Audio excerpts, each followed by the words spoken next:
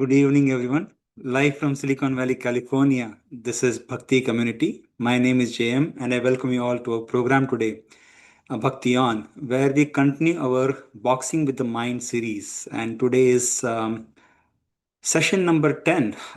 Tune your mind to goodness, rise above the inner storm, and return to where clarity lives.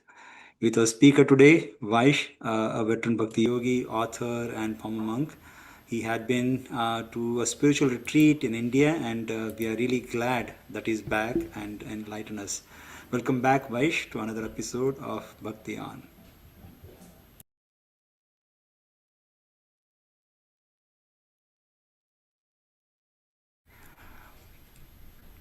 Yeah, we are getting better at it. Thanks very much. It's a pleasure to be back here. Great to see you all. Thank you very much for joining tonight. And yes, we only have one mind, and it's the clearinghouse for everything we collect from the outside world through our senses. And therefore, taking time to have a place for everything and everything in its place when it comes to the mind is advisable. But sticking to the metaphor of boxing, one has to be prepared. It's not that the mind just automatically is tuned. We also have to take some effort. And that's what I'll be talking about tonight, but I'll also give some foundational points from the ancient wisdom literatures about what tuning the mind means or how it can be tuned in the first place. Before I do that, it'd be interesting to hear if anybody's here for the first time, or if anybody's brought a guest and wants to introduce somebody. Sure. So, anyone here? Go ahead, Charles, please. After a long time, is welcome too. Go ahead. Thank you so much, JM. Yes, we have Fabian on the line. She's here with us. Fabian is awesome person. I'm so excited that she's joining us today. Hey, Vaven, thanks for joining.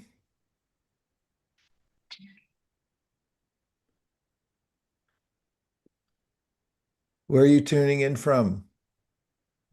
Thank you for having me. I'm from Houston. I'm in Houston right now. Great. I was just down there recently. Hope you enjoyed it. I did. It's fantastic. Thanks for being here. Super excited to be here. Welcome, Fabian, and thanks, Charles, for the introduction. Anyone else here for the first time or returning after a long time? Both are welcome. Go ahead, Nam. We have a few guests from Australia today. So we have Phil. Welcome, Phil. It's his first time here. Thank you. Thanks. Good to be here. And we also have Sarah Louise, who's joining for the first time on Bhakti Community. And just check. We also have Pratna, who's come here for the first time. Yeah, I hope I haven't missed any.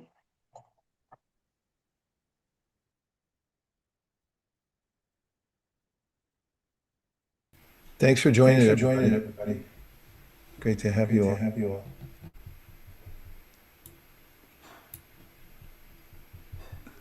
Go ahead, Vicky. I wanted to introduce and welcome Lisa. She's a professor of social services at UC Hayward. Recently committed to Bhakti on Monday evening by moving the schedule around.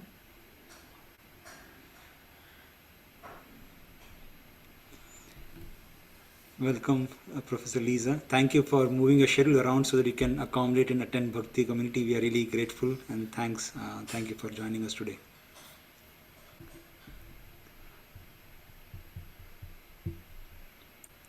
If you are able to say hi, I would love to hear from you. I know it does show you are unmute, but for some reason we at least I'm not able to hear.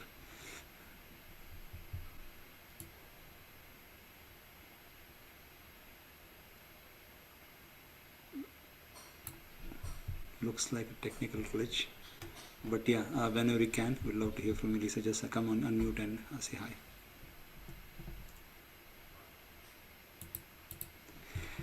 Thank you, Vicky, for introducing Lisa. And now I just want to check all the contingent from Australia. They are all from Melbourne, local, or? No, so we have Phil is Phil is South South Australia, Australia, and Sarah Sarah Louise Louise, partner are in Melbourne, Melbourne, and we Okay. also have have joining again. She is not in Melbourne. She's traveling around Australia, so she's somewhere. If you'd like to say hello, Virginia, I'm not sure where you are right now, but she's been here before. She's coming back.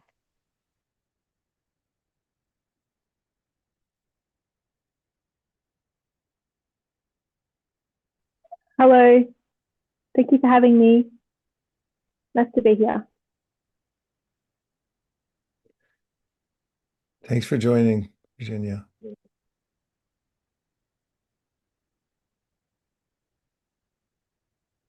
Hello, Krishna. I can also say hello. I'm based in Melbourne and I'm a Chintamani, and I've attend the same Bhakti Center.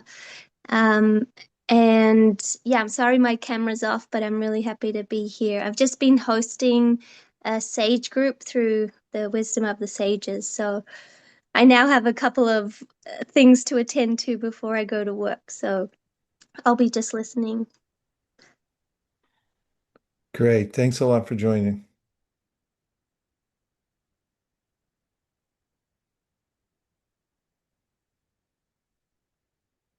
Now you're on mute, JM. Yeah, thank you. Yeah. I was just checking, was there anyone else here for the first time? Yeah, so I'm Phil. This is my first time here.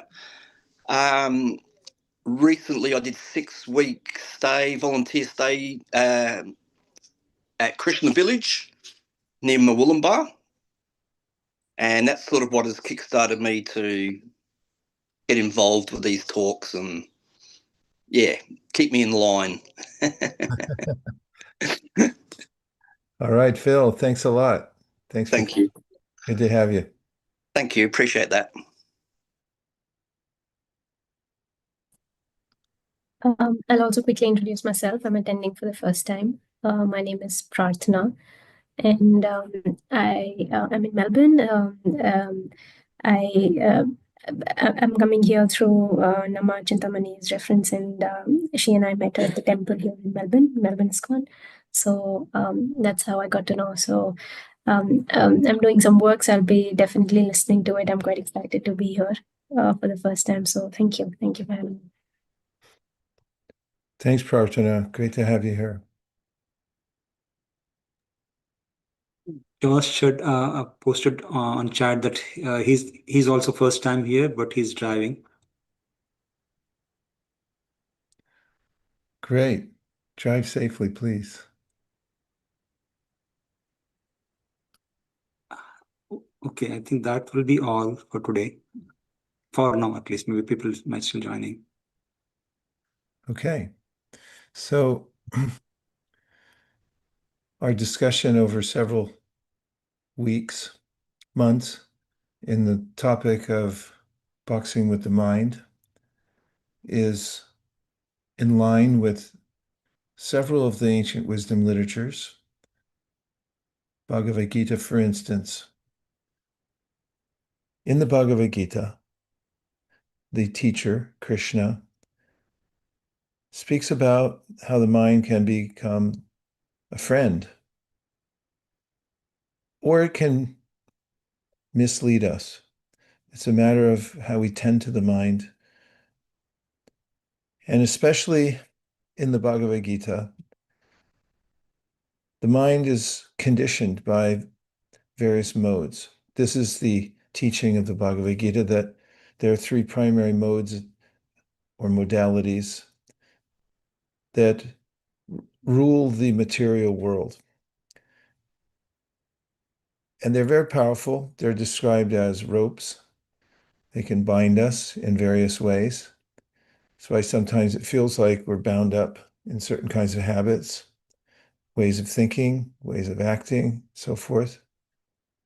But one of the reasons that Krishna speaks the Bhagavad Gita and that there are other instructions, for instance, in the Yoga Sutras, in which the author, Patanjali Muni, goes to great lengths to describe the workings of the mind and how to, as he puts it, calm the churnings of the mind. The vrittis, a vrit means to turn, so the mind's constantly turning.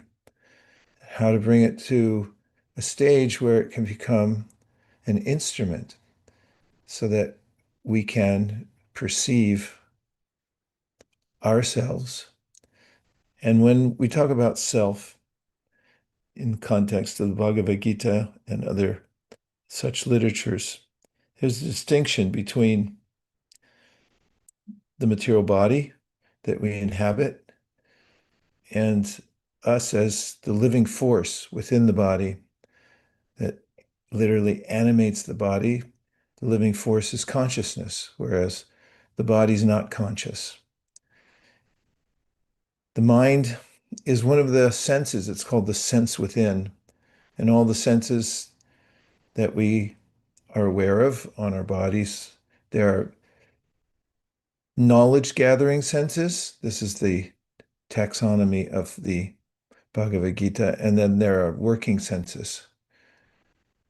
Included in the working senses are the arms, legs, the digestive system, etc.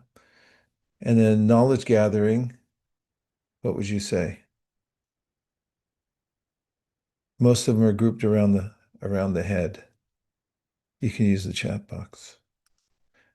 The brain is called the mind or the sense within. What are the knowledge gathering senses? Eyes, ears, nose. Yeah. The eyes right now, we're taking information in. Ears, we hear, take in data. Nose, these are knowledge gathering. There's also sense of touch. And all these feed their information into the mind. So there's a conglomeration, clusters of information that come into the mind. Now,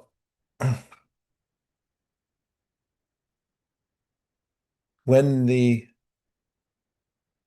mind is in the mode of sattva, which is the highest mode, then we can see things in proper proportion. What's more, we can see ourselves. This is one of the features of sattva, or the highest modality that we can bring the mind to.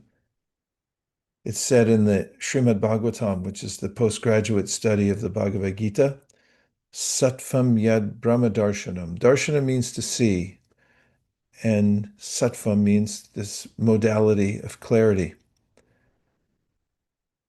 And Brahma means to see the consciousness, which is categorically different from matter, which is what the material body is made of: earth, water, fire, air, ether. And then mind, intelligence, and ego. These are gross and subtle elements. But there's a hierarchy in the Bhagavad Gita describing how lowest of all are the senses. Above the senses is the mind. Above the mind is the intellect, also called the buddhi. And above all those, which are material apparati, is the living force. The Atma means the self that animates the body. Once the Atma leaves the body, then it starts to disintegrate. And along with the Atma, there's also the Paramatma. So para means superior. So if you've ever noticed that you're given information when you're searching for it as a gift, it comes from a higher source, which is Paramatma, the supreme consciousness. And so there's two Atmas within every body. There's a regular Atma and a supreme Atma. Now, when we have sattva, when we've cultivated sattva, which is the point of my talk, is cultivation. It means there's something to do, but there are amendments to be made that we can make in our lives that help us cultivate sattva. And when the mind becomes clear, then we're able to understand the difference between us and the body. What might be some of the benefits of that? Well, when I'm absorbed in what is called bodily consciousness, this is described in the same book I mentioned before, the Srimad Bhagavatam. It's called the Bini Beshita. This means that my main awareness is of my body. And I identify myself as a body. So for instance, if you asked a cat, who are you? The cat might say, I'm a cat. And if you asked a dog, who are you? The dog would say, I'm a dog. If you asked somebody walking down the street in San Francisco, who are you? He or she might say, I'm an American. If we're in Melbourne, somebody might say, I'm an Australian. But according to the Bhagavad Gita, we're none of these things. These are what are called artificial designations. We are temporarily in a body. So if somebody asks you, how old are you? And you say, well, I'm 40 or I'm 28, that's incorrect. Your body's that age. And the conscious being within the body is ageless because, big surprise, it doesn't die. It's always existed. So there's no sense of for the living force, which is an eternal unit of consciousness. And it's not something that comes and goes. It's not been manufactured. It's always existed, always will exist. It's a great relief to know that, because the trauma one feels while in this body and identifying with it is that of the changes that take place within the body. And then, of course, there's what's called transmigration, when we leave a present physical body and we get accommodated with another body. So when we say, apparently, euphemistically, somebody passed away, that's actually accurate. In the Bhagavad Gita, Krishna says, Kramantam stitam vapi. Stita means you are situated in one place. You're standing in a physical body, but then ut means out, and krama means step. You stepped out. If someone came to Namachintamani's house and said, is she home? Someone might say, well, she stepped out because she's no longer in the house. And so the body is also a house. It's a dwelling. And the living force, after the physical body's usefulness has expired, there's a lifespan we get called ayu. Means that along with your birth, you get designated lifespan. Only problem is we don't know what that is. Nonetheless, the trepidation we feel that I'm here today, I may be gone tomorrow, is illusory because we're always here. We always have been here. But we're subjected to different states of consciousness while we're in this body. It's described how we have awakened consciousness, which we're hopefully in right now, as we're aware that we exist and we're talking to one another. At least I'm talking to you. And there's also a state of consciousness that we experience pretty much every day, which is when we sleep. If you think about it right now, that's a very distinct kind of awareness compared to, it's distinct from the consciousness we're experiencing right now. We dream. And then there's kind of deep sleep without dreaming, where we're conscious of nothing, although we're still conscious. And then when we wake up in the morning, we realize that, oh, I was dreaming, now I'm awake. And so we cycle while we're in this body through different states of consciousness, but they're more than that. Even while we're awake, we may be in different stages of consciousness.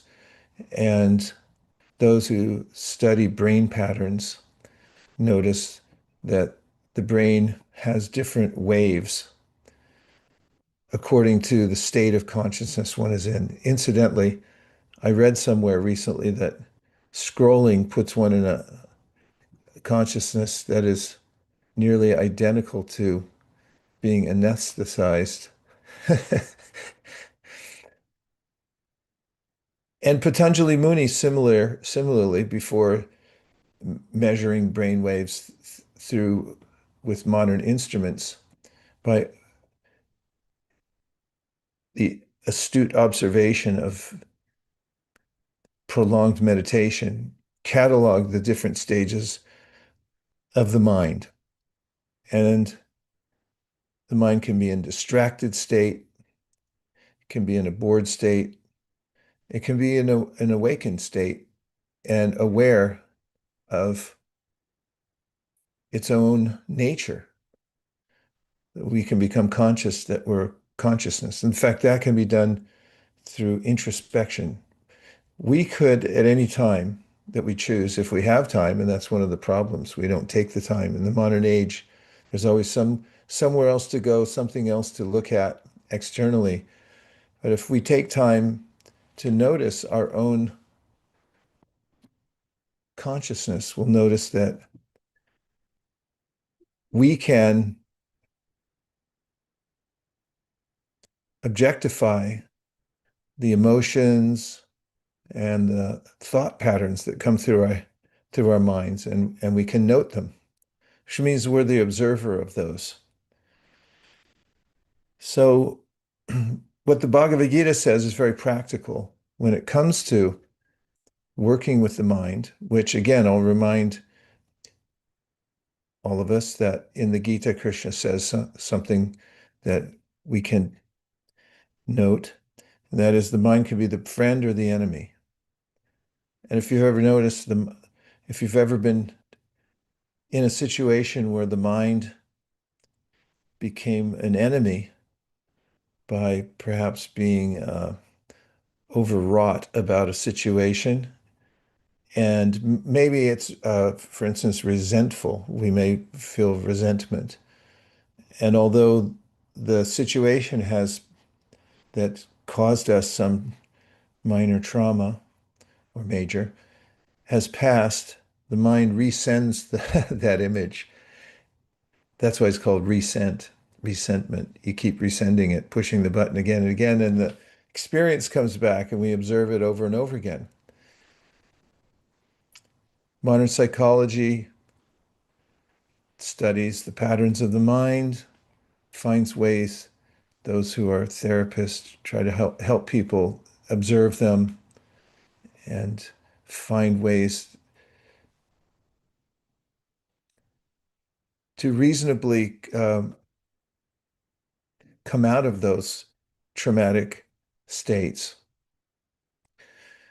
So in the Gita, Krishna says sattva is a mode of nature, which is everywhere, but we have to cultivate it because it's always mixed with the two lower modes, which are rajas and tamas.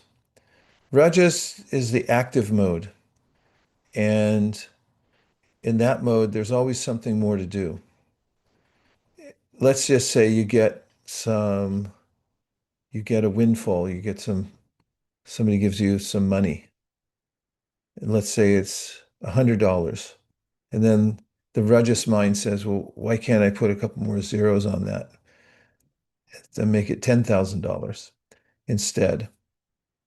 And whatever situation we're in, when we're in Rajas, there's the conception that there must be a promotion somewhere. I have to go to the next level and find the next thing because I'm not satisfied. Sattva, in sattva, we feel we can observe ourselves that we're in a body, we're the living force within the body. There's a kind of bliss that's there in observing the fact that we exist, just the fact that we exist. We can sense that I don't need anything else because as a conscious being, I'm always here. So why would I need to go anywhere else or attain something else? So the lowest mode, then Krishna mentions, is tamas. And tamas is dark mode. It is characterized by self-destructiveness. It's irrational. Depression, self-destruction, destructive behavior. So what causes these? Looks like James going to put on some slides. What causes these states? Well, it's the way that we organize our lives. So that's the good news. Well, congratulations, everybody, for being a human being, because we have some volition and we have some wiggle room when you get to the human form of life. It's harder when you're starting in lower modes like tamas, because in tamas it's almost like you can't get up. Have you ever had jet lag and you really want to get up, but you just can't? It's almost like an intravenous drug was introduced into your brain. And then it's like, there's an awareness that, yeah, I'm here, but I can't get up. People can feel like that actually when they're in tamas. They just can't move. They can't achieve anything. There are certain kinds of drugs that bring one into tamas, where one feels um, it's sort of dreamy and maybe with some idea, but one can't execute it.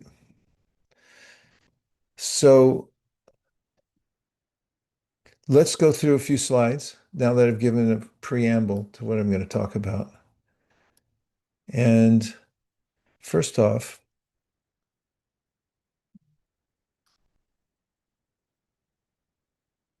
we give this title, Tune Your Mind to Goodness.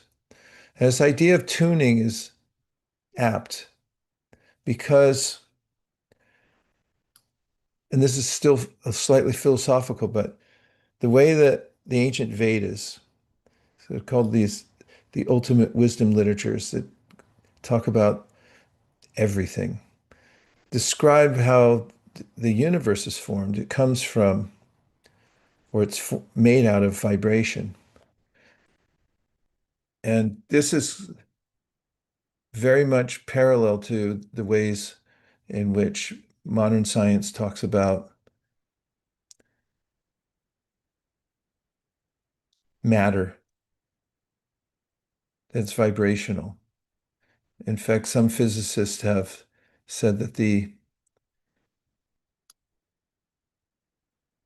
combined vibrations of the universe are like a symphony. And so tuning, which means sound, music, and things like that, often we think of that when we talk about tuning, is something that's prevalent in the process of bhakti. Bhakti yoga emphasizes sound vibration to bring the mind to higher states. Interesting. I've seen recently some how animals are attracted to music. Hear music and they'll come running to the person who's playing a piano or violin or guitar or something like that and want to be there. It's universally attractive. So in slide 3, as a review, sattva gives clarity. It gives a sense of detachment because our perspective is that I'm already enough. I don't have to become something else. I already am something. So there's not that urgency to improve something because one can be in a state of appreciation for what one already is. And that engenders a sense of detachment because what is there to attain? Of course, that doesn't mean one becomes ineffectual and doesn't move. That would be tamas or darkness. But in sattva, one can have what's called enlightened engagement with the world because, and you may have experienced this before, that when you're detached, you're much more effective at interacting with the world. It's like when you've had a full meal and you're satisfied, then you go shopping and you don't buy unnecessary things. So clarity, detachment, and equanimity. That's a powerful concept, equanimity. It means we're equal in any circumstance. I mean, we all go through, are exposed to various circumstances. We could say we find ourselves in various circumstances, and some of them seem objectionable, some of them seem favorable. But to those in sattva, they're equal. They don't become disturbed by the dualities like hot and cold. In fact, there's an interesting, if you come back into the room just for a sec, there's an interesting phrase in chapter 6 of the Bhagavad Gita when Krishna's talking about the mind in sattva, the mind that's been cultivated and is found equanimity. He says a person sees pebbles, stones, and gold as the same. Now, who sees pebbles, stones, and gold as the same? If you see gold, you think like that's valuable, and the other things are let's winnow those out and keep the gold. But a person who's observing the world sees it categorically as one thing, a combination of matter in different forms. But the mind that's equipoised doesn't become overly, but it just stays the same because it's satisfied. So that's equanimity. And it's one of the ways that throughout the Bhagavad Gita, Krishna talks about how you can observe yourself and see how you can stay in a state of balance, despite the fact that there are disturbances around you. There may be cause for agitation, but if you don't become agitated, then your mind is in sattva. It's in that state of balance. So that can be cultivated. And then let's look at rajas. These pictures are meant to be representative. And then there's some description about the state of rajas. There's some distortion in rajas. And part of that distortion comes from identification with not with myself as the living force in the body, but as my body. That's a distortion because I'm not my body. I'm an inhabitant of the body. And so I see the world in a distorted way. I think some things are mine and some things belong to other people. And therefore, I have attraction to some things and repulsion for other things. Then attachment to material objects, which is synonymous with what I just said, and perplexity.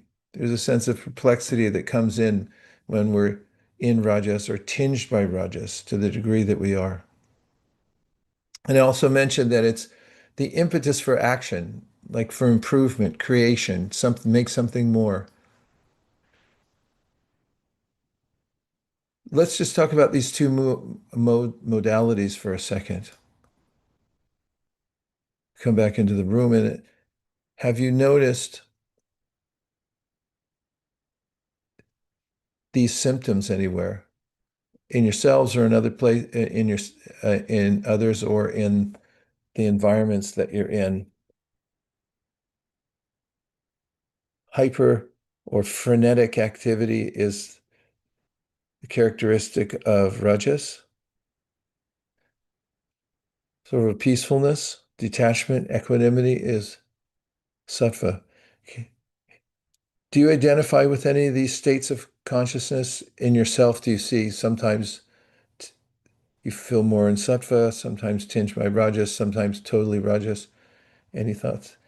Okay, Krishna said rajas every day at work. Can you explain that? What do you mean? Like, what are the characteristics that you notice? Specifics are interesting. Give us some specifics.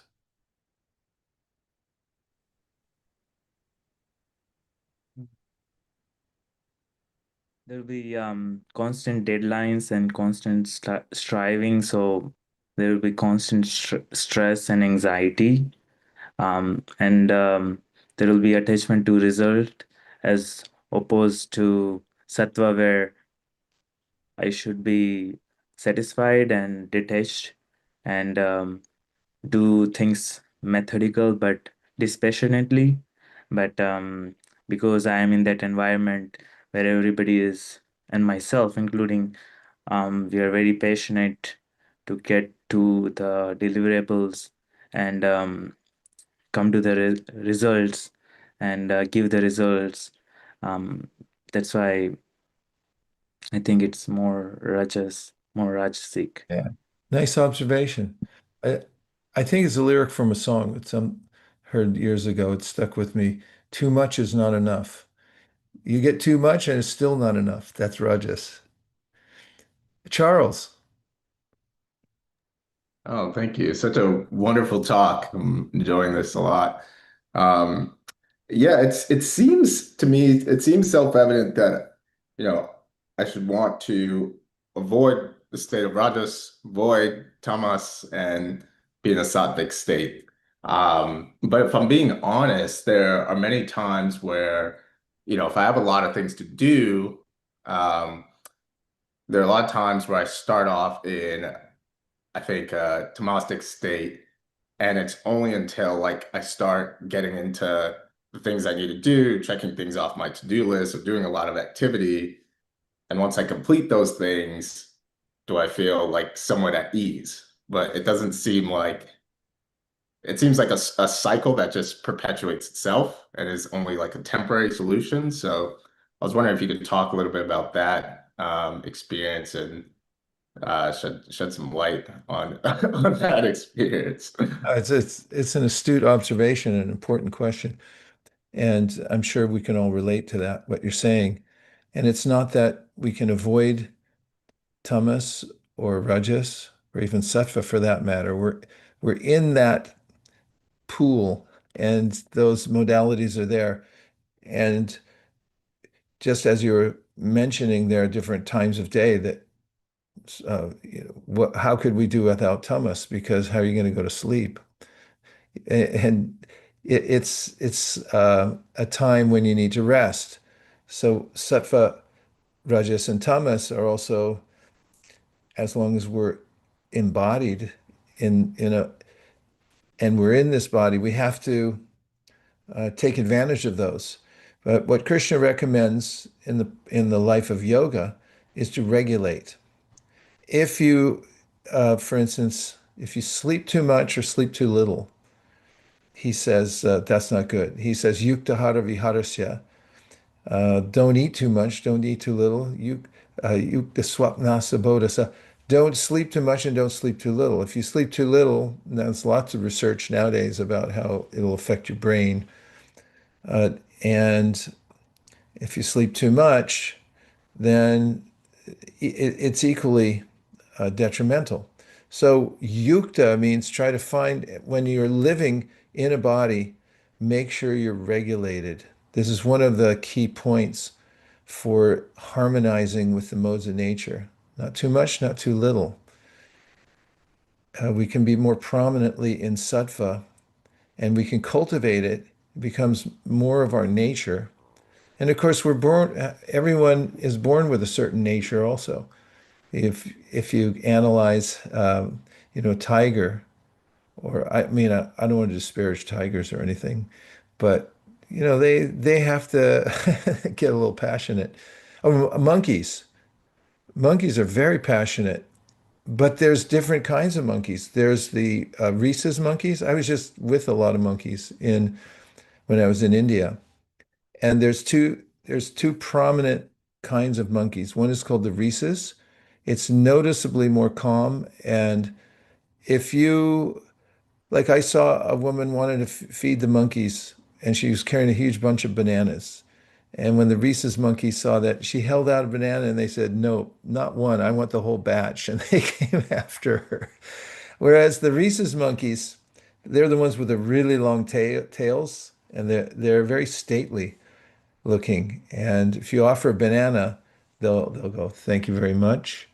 They'll accept the banana, they'll peel it, and they'll eat it like they're in a different mode. And this is something that's uh, in humans too. We're born and carry over from our last life. We adopt, our senses are custom made according to the consciousness that we developed in our last life. So we may come into a body with a little more rajas or a little more tamas or a little more sattva naturally. But while we're in this body, whatever it is, we need those, but we need them in balance. And we can also, and most beneficial for us, is to cultivate the sattva gun. This is something that is very specifically mentioned, not just in Bhagavad Gita, but also in Srimad Bhagavatam, is that you should find out what the modes are. You should find out how to cultivate sattva, and you should try to adjust your habits, your lifestyle, so that you can have more sattva. And that even from that perspective, you can find that balance even better when you're more affected by sattva. It's a better mode. It's a better mode to be in. But we do need rajas and tamas, as you just mentioned. Thanks, Charles. We have a few more on the chat, as well as we've got a couple of hands raised. So go ahead, Amit. Hare Krishna. I have a question.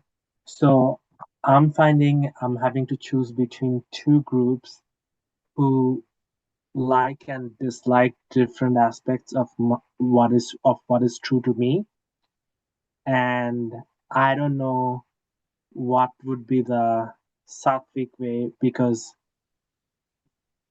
it, regardless of which path I choose, I feel like I need to hide a certain aspect of my identity to fit in. Well, welcome to the material world. There's a lot we have to do to. This is acknowledged in Srimad Bhagavatam. There's a conversation between Narada and Vasudeva, and Narada Muni, who's the teacher, recognizes that at certain stages of your life, you may have compromised situations. And here's the advice he gives. For instance, if let's say you're employed somewhere, and Narada says, in these situations, or also some family situations, you have to learn to go along. I mean, not in such a way that your principles or your values become compromised. You don't have to do that, but because you have to work. For instance, he actually says this. It's written in Sanskrit, but it's translated as, they say this, and you go, "Yes, sir. Very good, sir. Thank you, sir. Yes, right away." And then you do your duty in that compromised situation, because, as Krishna says in Bhagavad Gita, every endeavor we make in this world has some fault. And he compares it to fire. Fire is one of the most necessary elements that we interact with every day, but it has smoke. So he said every endeavor we make in this world has some sort of fault. So what he's advising is look towards the good in it and the principle of it, and don't become waylaid by the anomaly, because you can't find utopia here in this material world. There's always going to be some little lingering part that didn't work out. So you have to, that's part of learning to balance in the world, is to get along with, work around those situations.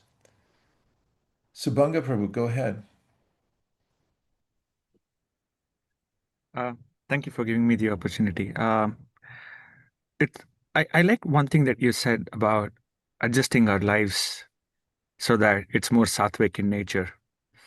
And in the last 4 years, I have figured out that I am sattvic only in solidarity. The moment I engage with the external world because of its competitive nature, or because people, when I'm sattvic, mostly people get more aggressive and tend to take off things that I have accumulated as mine. And while I need the basic necessities to still survive in this world and keep those things still as mine, I'd have to engage in sattvic or rajasic activities to protect what's mine, and and not be completely devoid of anything at all. Uh, so what is your recommendation in maintaining, is it okay to get out of sattvic nature at that time when I'm engaging with people who are not, because the nature of the world is not sattvic?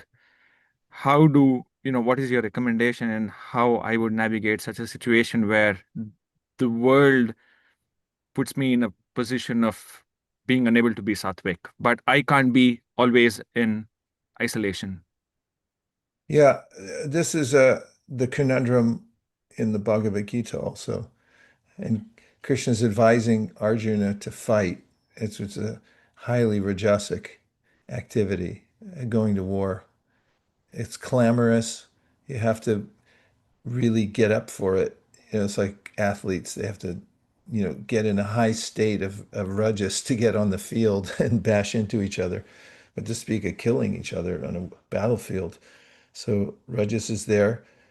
The principle in Bhagavad Gita that Krishna advocates for is to, at least he's telling Arjuna that stay in your duty. So there's a mantra, and Krishna mentioned it earlier. That is the Krishna who's on this Zoom call.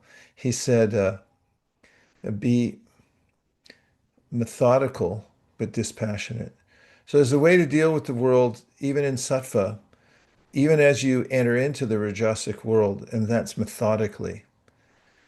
Means that you have to do your due diligence. But you can do it at the same time, be dispassionate. You can also, there's a story about how a snake became a spiritual practitioner and a disciple of this really powerful sage named Narada. And then when people found out that he was sattvic and nonviolent, then they came looking for him, throwing rocks, sticks, and things like that. So he came to Narada and said, his teacher, his guru, and he said, "Now what do I do?" He said, "In those cases, you can show your teeth and scare them away, but you don't have to bite." And in a similar way, when we go out necessarily to deal with whatever we have to deal with, because you can't just let it sit, you have to sign those papers, and you have to be on time, and all these types of things you have to deal with. And as you're alluding to, you may have to ward off those who would usurp your property. There is a way in which you can attend to that, but internally you can remain dispassionate. And even if you do show your teeth, there's a difference between using your anger and losing it.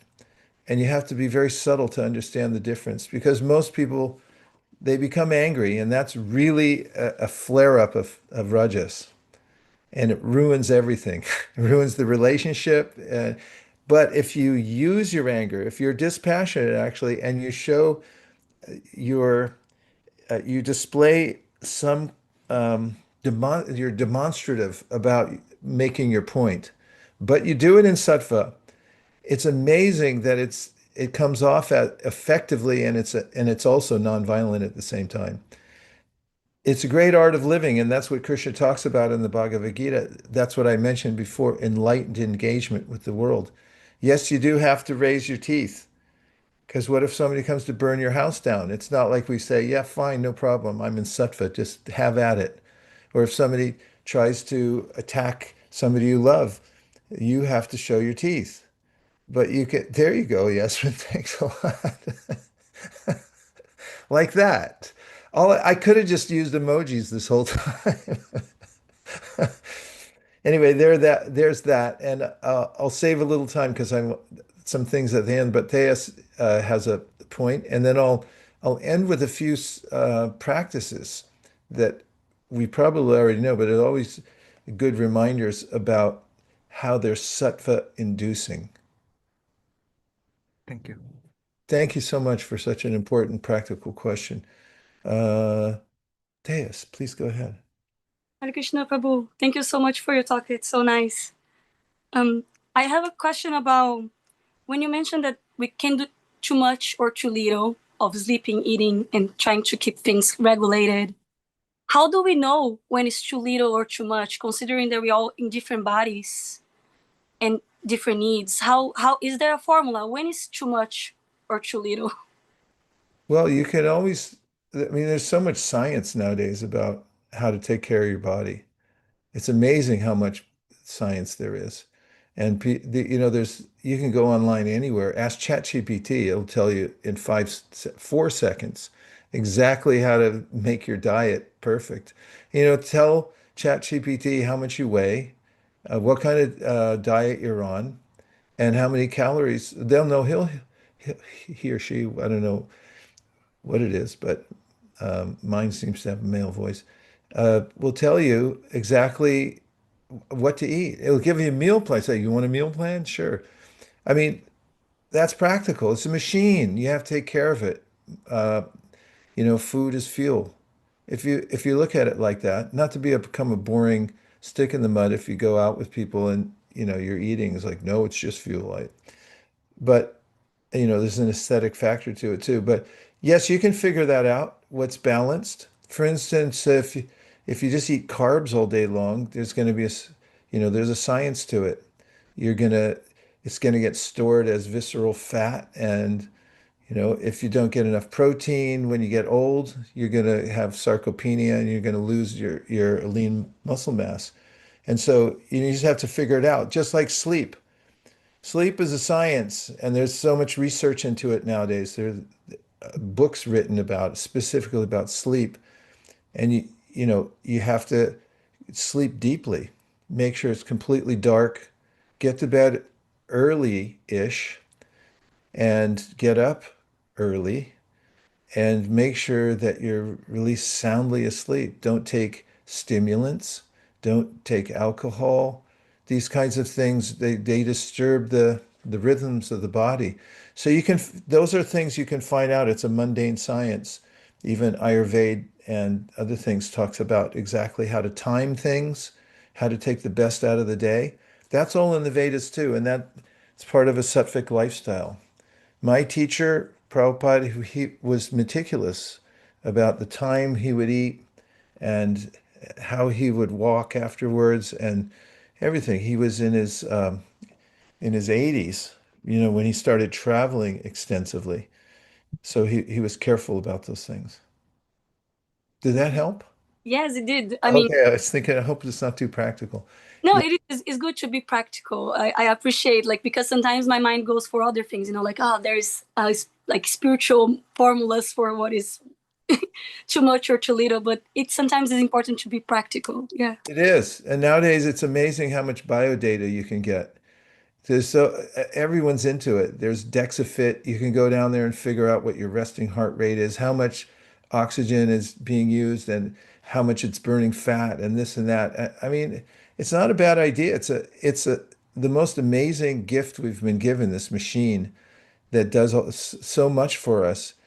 And it's like if somebody gave you a Ferrari or something like that, and or let's say you know, a $40 million racehorse, and you fed it, you know, Fruit Loops or Cheerios for breakfast or something like that. You know, you get at the if you have a $40 million racehorse, you're going to feed it right. So consider how valuable your body is. Figure out the formula how to take care of it. Let's go to Sattva practices for 500, JM. This is the daily double. Sattva practices in number 6, window. I just mentioned a few here because these are attainable. They're within reach. And a little bit goes a long way. Don't try to boil the ocean. Just try to do what you can with what you have right now, because it's really hard to break out of these modes immediately. You have to be really patient and think long term. But one thing is trending towards waking up early. Early, what does it mean? At least before the sun, so that you're there for the sunrise and the sun hits you in the eyes. You got to keep your eyes open for the sunrise and be there for it. That's really important. People miss it because of artificial light these days. Eat clean. This whole science, we just talked a little bit about that, but the cleanest kind of food you can eat is food that was cooked with consciousness and offered as a sacrament before you eat it. And that's a whole part of bhakti yoga that is joyful, is cooking for a higher cause, offering it to Krishna. And then mantra meditation. I'm doing, for my own purification and knowledge, a lot of research about sound and how it works and how the mantras work, and writing something about it. And sound creates the universe. You can think of the ways in which we manifest in the world comes from sound. The thoughts that we have are subtle, but they come up through the different chakras into our voice box, and then we express them externally, and they start to manifest because they grossify in the world. So mantra meditation is the way. If you ever wanted an undo button to press to get undo all the things that you wish you didn't have to do, or that you feel like you're a slave to, mantra meditation is for you. And then the wisdom literatures, for instance, Bhagavad Gita, it's one of the most commonsensical, non-fanatical religious literatures in the world that presents the idea of who we are scientifically. And if you read that regularly, it's a prescription that if you read it regularly, you get your mind right. You want to get your mind right. And the last one, which I can't see on my screen, probably because I have some obstruction here, but it's to do service. Service for service. If you practice serving somewhere where you're not expecting remuneration, or even if you are taking remuneration because you're working somewhere, think of it more as service than as, you know, this is my way of conquering the world. Service for service. When you get in service mind, you naturally come to sattva. And then, of course, sattva is not the ultimate. It's just it's the jumping off place. It's the point of departure into the spiritual realm. But you have to get to sattva first, sattvam yad brahmadarshanam, from that position. But the good news, all the anomalies that we have are treatable. Don't you love that when somebody can prescribe something? I didn't put my hand up. I just went like this. And sometimes I go like this, and magic happens. So uh, you can you can come to sattva gradually, and if you find a practice that I mentioned there, especially chanting mantra, and cleaning up diet and things like that, a little at a time, then it makes everything much more clear. And then from there, Krishna says in the Bhagavad Gita, if you want to get really spiritual, you're in a really good place to do it from there. And you're not going to be obstructed so much by the tyranny of the senses, which are clawing at you like bad, so like a bad dream or something like that. So it's just been a delight being with you all tonight. So many great questions, and thanks for giving your pristine attention to the topic and for so many smiles and hearts and everything like that. And it's amazing what we're doing here, just having a little time to think about what's what. So I'm grateful. Yes, James, go ahead. Just take a minute. I do want to welcome back Parasto. She has joined after us a long time. So thank you, Parasto, for joining. I was thinking deja vu all over again. Great to see you. It's so good to see you. Like Thank the you. old days. I really was like, Remember the old days? yes. I was thinking from confusion to clarity. I need that. Let me come and be a part of this Sangha. So thank you, JM. Thank you, Vaisheshika Prabhu. So grateful to everyone here. Thank you. And I also wanted to welcome, I think, Heidi. She has come for the first time. So welcome, Heidi. Thanks for joining us. Hope you liked it. I did. Thank you so much. Yeah, it was a gift. I received the books at a farmer's market from a couple of monks. And 3 years later, I mean, I've been reading them and yeah, first time to join, but it's been great. I plan to be back. So thank you. Is it Heidi or Haiti? Haiti, I prefer. Yeah. Haiti, okay. That's a very Sattvic environment to get a book into, farmer's market.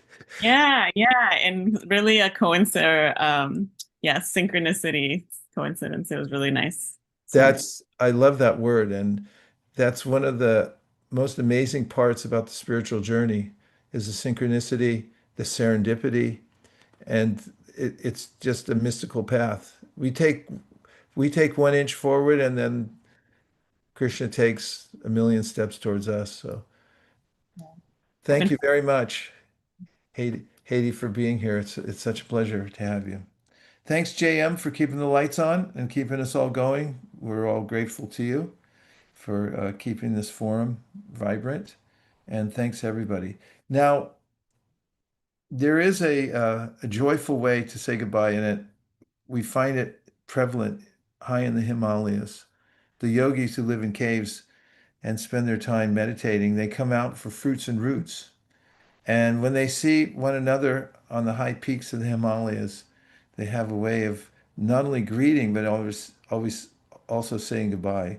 They put their arms high in the air and they say, Hari Bol, keep the vibration going. Shall we try it? I'm doing it. Hari Bol! Hari Bol! Everybody, see you